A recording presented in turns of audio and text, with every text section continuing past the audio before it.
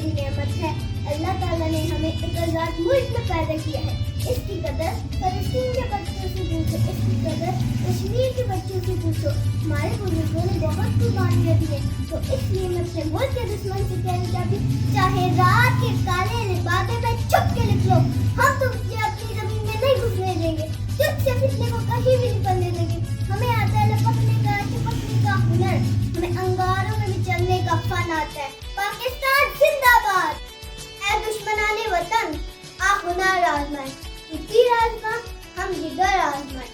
ہماری فوج اللہ شبہ ہے ان کا وار